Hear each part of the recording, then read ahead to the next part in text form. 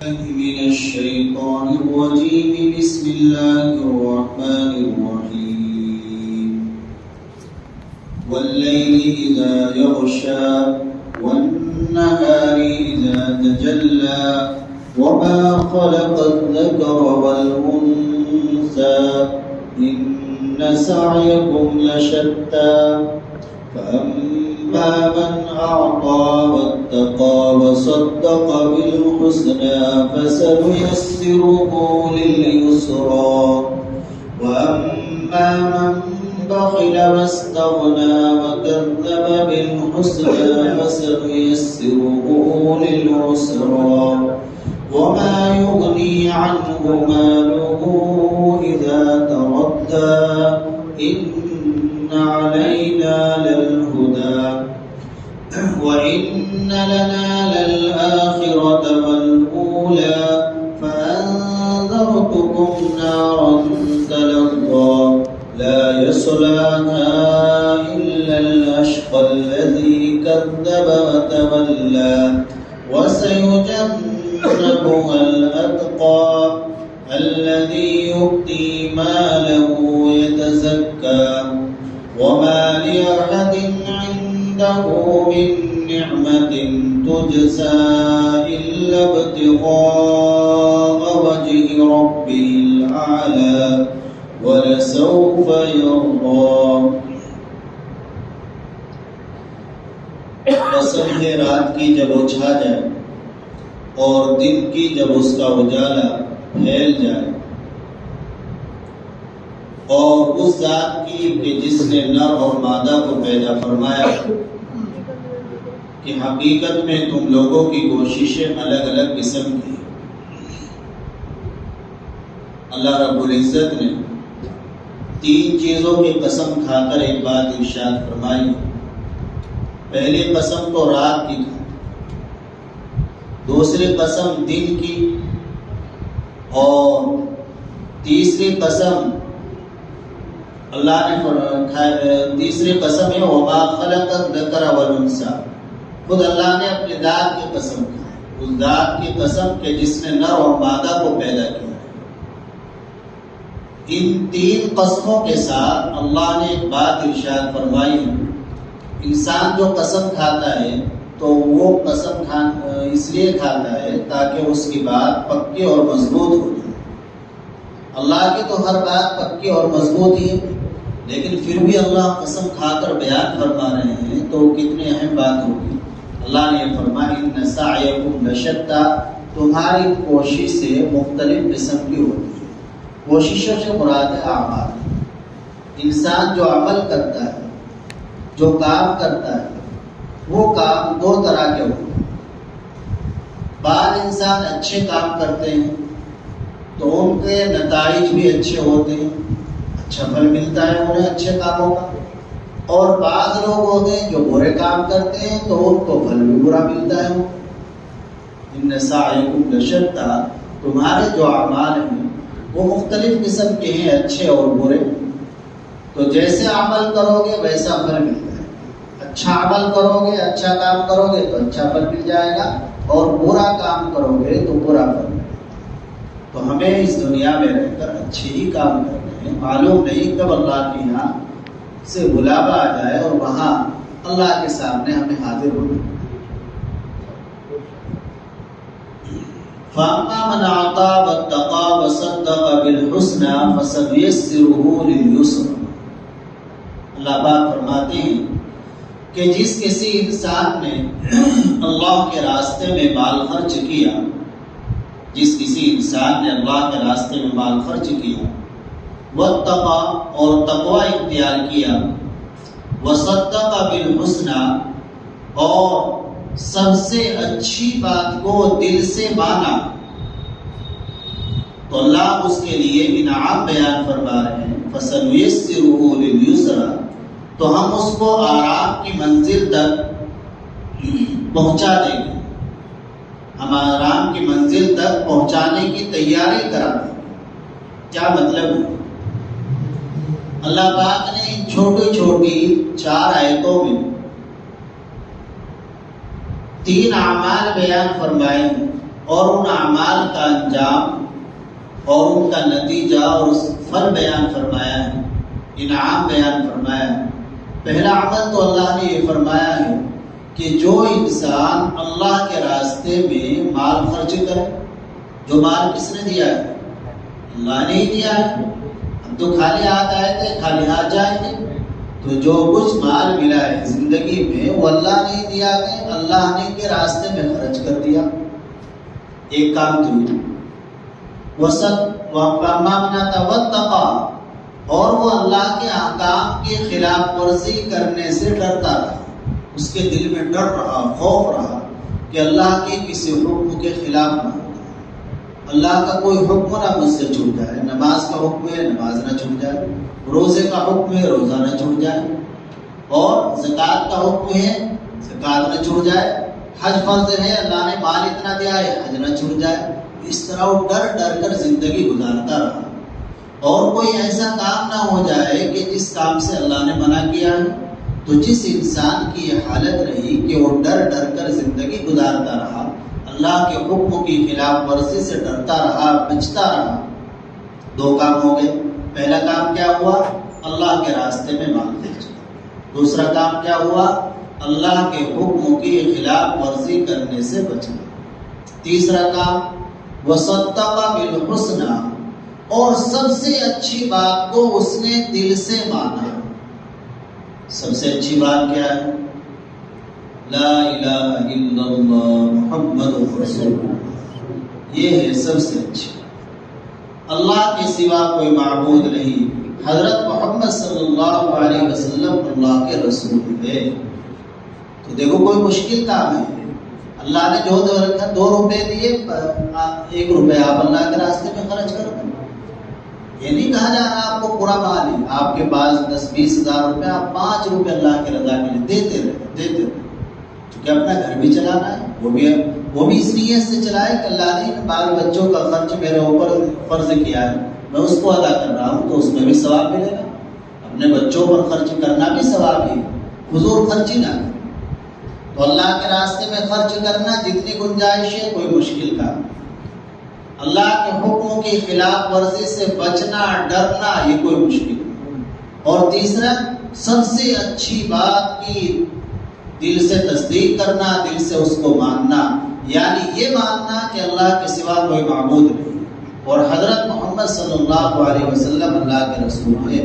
تو جو انسان یہ 3 کام کرے گا، اللہ کے راستے میں خرچ کرے گا، اللہ سے ڈر کر زندگی گزارے گا، اور کلمے کی تصدیق کرے گا، اس بات کا اقرار کرے گا، اس بات کو دل سے مانے گا کہ اللہ کے سوا کوئی معبود نہیں، حضرت محمد صلی اللہ علیہ وسلم اللہ کے رسول ہے، تو اللہ اعلان فرما رہے ہیں فَسَنُيَسِّرُهُ لِلْيُسْرَى، تو ہم اس کو آرام کی منزل تک پہنچانے کی تیاری کرا دیں گے۔ آرام کی منزل سے مراد ہے جنت۔ آرام کی منزل سے کیا مراد ہے؟ جنت۔ سب سے زیادہ آرام کی جگہ جنت ہی ہے، جنت سے زیادہ کہیں اور آرام دنیا میں کہیں نہیں مل سکتا۔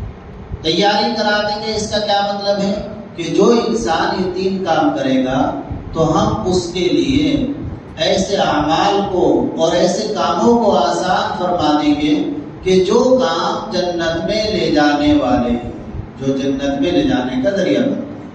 نماز پڑھنا اس کے لیے آسان ہو جائے گا جب اللہ کا خوف ہوگا، جب اللہ کا خوف ہوگا نماز پڑھنا آسان ہو جائے گا، روزہ رکھنا آسان ہو جائے گا، زکوٰۃ دینا آسان ہو جائے گا، شراب سے بچنا آسان ہو جائے گا، چوری سے بچنا آسان ہو جائے گا، جھوٹ سے بچنا آسان ہو جائے گا، غیبت سے بچنا آسان ہو جائے گا، دوسرے کا مال ہڑپنا سے بچنا اس کے لیے آسان ہو جائے گا۔ تو یہ مطلب ہے کہ اللہ تعالیٰ پھر یہ انعام عطا فرمائیں گے۔ وَأَمَّا مَنْ بَخِلَ وَاسْتَغْنَى وَكَذَّبَ بِالْحُسْنَى فَسَنُيَسِّرُهُ لِلْعُسْرَى۔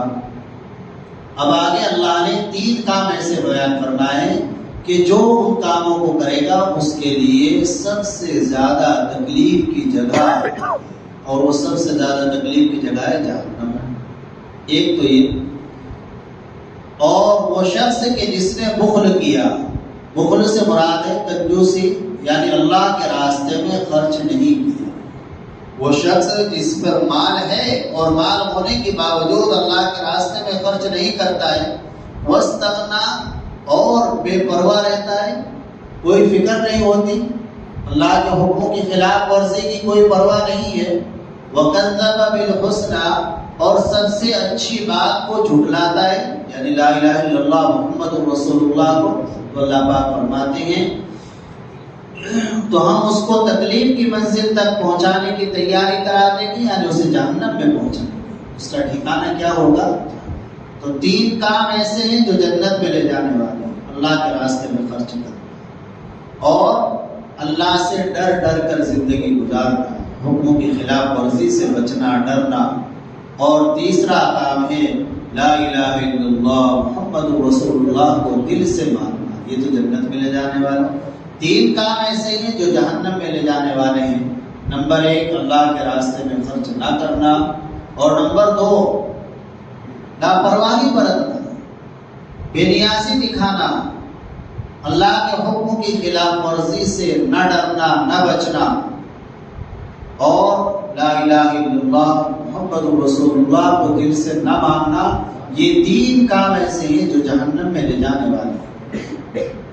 وَمَا يُغْنِي عَنْهُ مَالُهُ إِذَا تَرَدَّى، اللہ پاک فرما رہے ہیں کہ یہ جو مال ہے تمہارے پاس، جسے خرچ کرنے کا ہم نے حکم دیا اور تم نے خرچ نہیں کیا، تو جب یہ شخص تباہی کے گڈھے میں گرے گا تو اس کا مال اس کے کچھ کام نہیں آئے گا۔ مالدار جس کے پاس اربوں خربوں کا مال ہے، کروڑوں کا مال ہے، لکھ پتی ہے، کروڑ پتی ہے، ارب پتی ہے، تو جب جہنم کے گڈھے میں گرا جائے گا تو اس کا ارب پتی ہونا اس کو بچا نہیں سکے گا، اس کی کام نہیں آئے گا۔ وَمَا يُغْنِي عَنْهُ مَالُهُ إِذَا تَرَدَّى، تو جب یہ مال ہمارے کام آنے والا نہیں، ہمارے بعد والے نہ جانے کیسی واہیات تباہیات میں اس مال کو خرچ کریں گے اور وہاں اس کا انجام بھگتنا ہمیں پڑے گا، تو اپنی زندگی میں ہی کچھ کر کے چلے۔ إِنَّ عَلَيْنَا لَلْهُدَى، ہمارے ذمے تو صرف راستہ دکھلانا ہے، یہ سچ ہے کہ راستہ بتلا دینا ہے ہمارے ذمے۔ وَإِنَّ لَنَا لَلْآخِرَةَ وَالْأُولَى، اور یہ بھی سچ ہے، حقیقت ہے کہ آخرت اور دنیا دونوں ہمارے قبضے میں۔ اللہ فرما رہے ہیں آخرت بھی ہمارے قبضے میں ہے، اور یہ دنیا جس کے پیچھے تم بھاگ رہے ہو یہ بھی ہمارے قبضے میں ہے، تمہارے قبضے میں نہیں ہے۔ جتنی ہم چاہیں گے اتنی ہی ملے گی۔ وَسَيْ فَأَنذَرْتُكُمْ نَارًا تَلَظَّى لَا يَصْلَاهَا إِلَّا الْأَشْقَى، اللہ پاک فرماتے ہیں لہذا میں تمہیں ایک بھڑکتی ہوئی آگ سے خبردار کر رہا ہوں، میں نے تمہیں ایک بھڑکتی ہوئی آگ سے خبردار کر دیا ہے، جہنم کی آگ سے، کہ اس سے بچنے کا راستہ اختیار کرو، اور اس آگ میں بدبخت ہی داخل ہوگا، اس آگ میں بدبخت ہی داخل ہوگا، کافر ہی جائے گا، مومن گناہگار بھی جائے گا، لیکن ایمان کی برکت سے ایک نہ ایک دن نکل جائے گا۔ اللہ پاک فرماتے ہیں الذی کذب وتولی، وہ بدبخت جائے گا جس نے حق کو جھٹلایا اور منہ موڑا۔ وسیجنبها الاتقى الذی یؤتی مالہ یتزکا، اور اس سے ایسا پرہیزگار شخص دور رکھا جائے گا جو اپنا مال پاکیزگی حاصل کرنے کے لیے اللہ کے راستے میں دیتا ہے۔ الذی یؤتی مالہ یتزکا، جو اپنا مال اللہ کے راستے میں اس لیے دیتا ہے تاکہ وہ پاک صاف ہو جائے، اللہ کی رضا اور خوشنودی حاصل ہو جائے۔ وَمَا لِأَحَدٍ عِندَهُ مِن نِّعْمَةٍ تُجْزَىٰ إِلَّا ابْتِغَاءَ وَجْهِ رَبِّهِ الْأَعْلَىٰ وَلَسَوْفَ يَرْضَىٰ، حالانکہ اس پر کسی کا کوئی احسان نہیں تھا جس کا بدلہ دیا جاتا، البتہ وہ صرف اپنے پروردگار کی خوشنودی چاہتا ہے جس کی شان سب سے اونچی ہے۔ یقین رکھو ایسا شخص ان قریب خوش ہو جائے۔ یہ جو آخر کی آیات ہیں یہ حضرت ابوبکر صدیق رضی اللہ تعالی عنہ کے بارے میں نازل ہوئی۔ حضرت ابوبکر صدیق رضی اللہ تعالی عنہ کا معمول یہ تھا کہ اگر کوئی مسلمان کسی کافر کا غلام ہوتا تو آپ اس کافر سے اس مسلمان غلام کو خریدتے اور خرید کر اللہ کے لیے آزاد کرتے۔ اور یہ کام صرف اللہ کی رضا کے لیے۔ ایک مرتبہ ان کے والد کہنے لگے ابو قحافہ کہ ابو بکر آپ غلام خریدتے ہو، مسلمان غلام کافروں کے قبضے سے، اور آزاد کرتے ہو، تو آپ ذرا جوان غلام خریدا کرو، طاقتور، تاکہ وہ بعد میں تمہارے کام بھی آئے، تمہارے کام بھی آئے، وہ مسلمانوں کے کام آئے۔ جوانوں کو خریدو، نہ کہ کمزوروں کو اور بوڑھوں کو۔ آئی بات؟ یہ کہا والد نے۔ دیکھیے حضرت ابو بکر صدیق رضی اللہ عنہ نے کیا جواب دیا۔ حضرت ابو بکر صدیق رضی اللہ تعالیٰ عنہ تو جوان بوڑھا بس کو معلوم ہوا کہ فلاں مسلمان غلام ہے، کافر کے قید میں، کافر کے قبضے میں، اس نے خریدا، اسے مان دیا اپنا اور اللہ کے لیے آزاد کر۔ تو باپ نے مشورہ دیا کہ کام تم اچھا کر رہے ہو، لیکن تم ایسا کرو جوان غلام خریدو، تاکہ وہ بعد میں مسلمانوں کے کام بھی آئے، لڑائی میں کام آئے کفار کے مقابلے میں۔ تو حضرت ابو بکر صدیق رضی اللہ تعالیٰ عنہ نے جواب دیا کہ میں یہ کام صرف اللہ کی رضا کے لیے کر رہا ہوں، مجھے اپنا یا کسی کا کوئی فائدہ اس سے مقصود ہے۔ اسی کو اللہ نے ان آیات میں بیان فرمایا ہے کہ ہمارا یہ بندہ ایسا ہے جو کسی طرح کا کوئی بدلہ نہیں چاہتا، لیکن اللہ بھی کسی نیکی کرنے والے کے نیکی کا بدلہ نہیں رکھتے ہیں۔ اللہ نے اعلان فرما دیا کہ قریب ان کو اتنا دیا جائے گا، اتنا ملے گا کہ یہ خوش ہو جائیں گے، اللہ بھی ان کو خوش کرتا ہے۔ تو جو کام انسان اللہ کے